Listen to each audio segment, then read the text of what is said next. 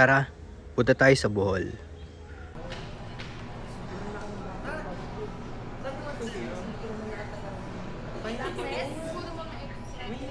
Yan. Bale, itong sasakyan na gamit namin ngayon, nirentahan lang namin to para mas madali kaming maka-access sa mga pupuntahan namin dito sa Bohol.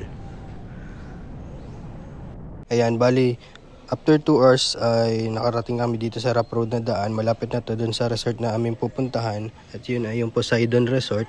Ayan, makikita nyo naman dito, ang ganda ng view dito. Ayan, pagkapasok pa lang namin dito sa resort, talagang nakaka-relax yung pinuntahan namin ito. Tapos makikita nyo dito mamaya yung front view ng beach nila. Yan, dito sa mga oras na to, inaayos na ng mga kasama namin yung room na aming kinuha para makapaglagay na rin kami ng mga gamit at makapagpahinga. At ito na, sinasabi ko sa inyo magandang view dito sa kanilang resort, yung kanilang front beach. Yan. Pwede kayo dyan mag-swimming. Ay, isa pang maganda dito sa resort na to, pagka gusto nyo nga pala mag-dive, meron din sila mga gear na for rent.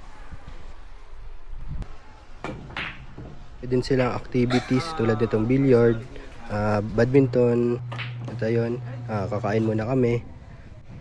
Yan, makatapos nga namin kumain at makapagpahinga, dumiretso na kami sa aming pupuntahan na sa Cabagnaw Cave Pool.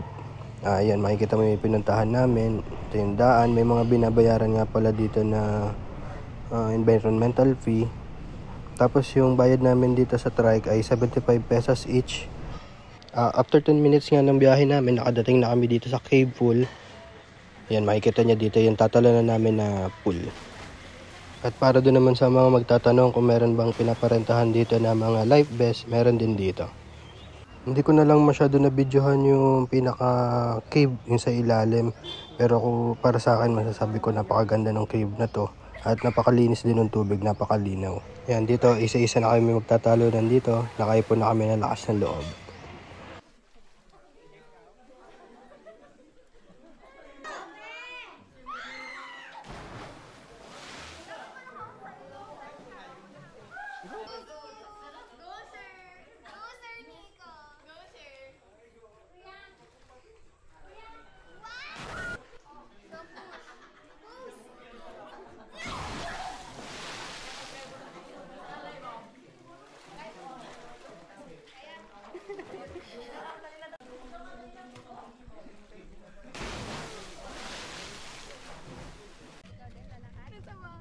Dito, markila ulit kami ng isang trike.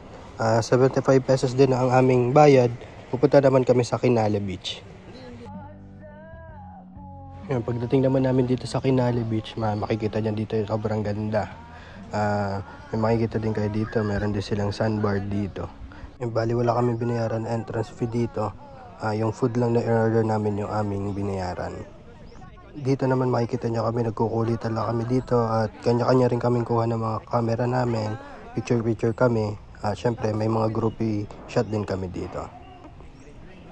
At isa pa, yung masasabi ko rin na maganda dito ay yung kanilang buhangin ay pinong-pino din.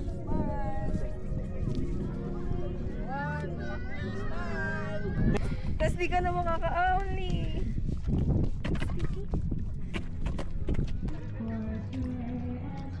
Makatapos naman namin maligo sa dagat, nagpunta na agad kami dito sa kainan sa Anda Food Park at dito na kami magdi-dinner.